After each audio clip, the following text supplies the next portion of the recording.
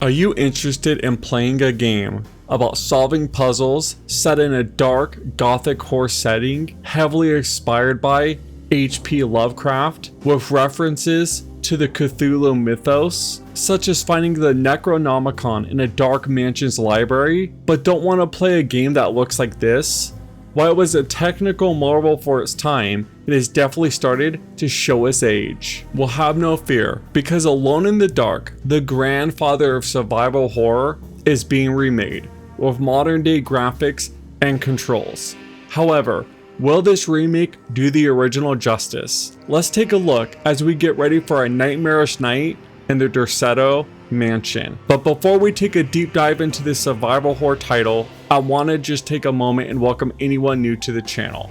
If you are new, please consider subscribing. Also, if you do happen to enjoy the video, let me know by dropping a like. But anyways guys, we got a lot to get into, so without further ado, let's get into it. So yes, Alone in the Dark is once again making its way out of the shadows to deliver us another horrifying experience. However, if you have played the original, you still have something to look forward to. As it is said, this is going to be a completely original story, while at the same time remaining faithful to the OG game from 1992. The developers have said that they're going to be incorporating characters, places, and themes from the original 90s trilogy, which is super cool because for us older gamers like myself, we could experience something new for the first time, but also get that feeling of nostalgia along the way.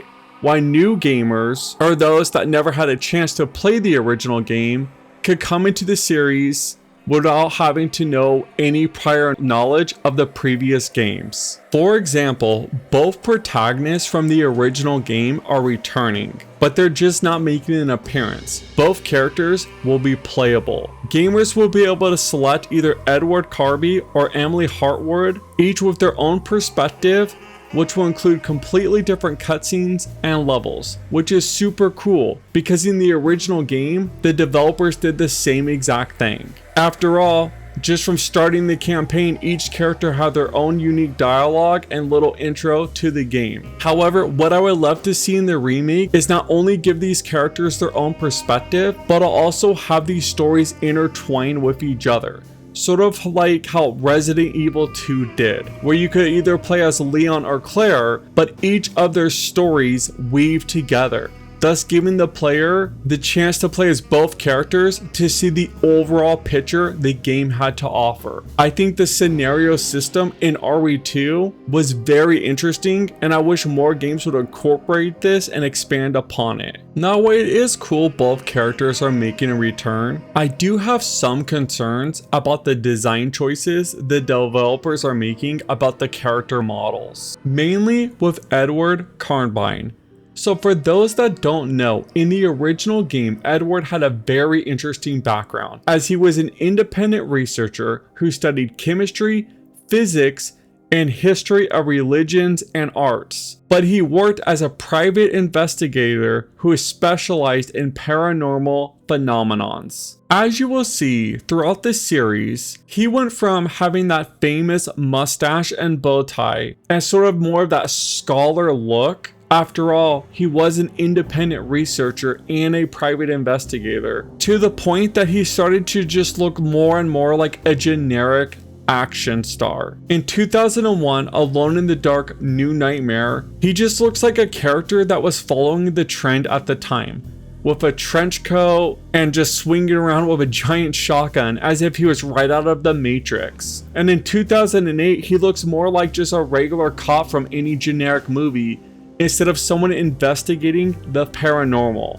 And now in this latest variation, he once again just looks like a generic private investigator. I mean, he even has that hat that so many other characters in detective type of stories wear. How do we go from this to this? Now, while I'm not suggesting we should judge a book by its cover, I just wish they kept more of that unique look to the character that the game offered back in 1992, instead of just making him look like any detective from any story.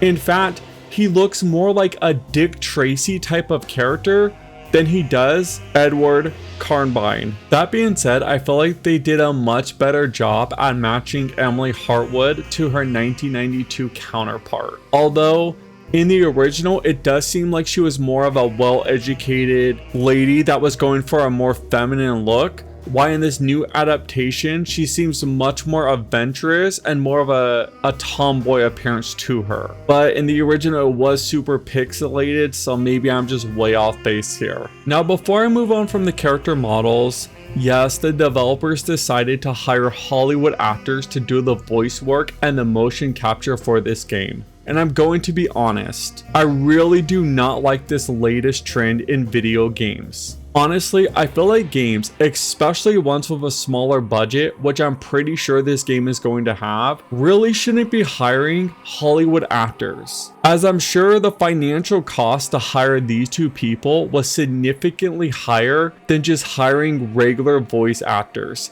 in the video game industry. Plus, when I play these type of games, I want to get fully immersed in them, as I feel like immersion really adds to the horror elements in this genre. But instead, the entire time I'm going to be thinking, hey, that's the guy from Stranger Things. It really does kind of kill the atmosphere. As for the monster designs in the atmosphere, this is something that is absolutely crucial that they completely nail down. After all, I think most fans of the survival horror genre can be very forgiving over a lot of things, but atmosphere completely makes or breaks a game in this type of setting. And while it does seem they have some truly talented people working on this area of the game, so hopefully they're able to live up to their potential and deliver a truly terrifying experience. I mean, just look at this example of a monster design they have on their page. You could feel the Lovecraftian vibes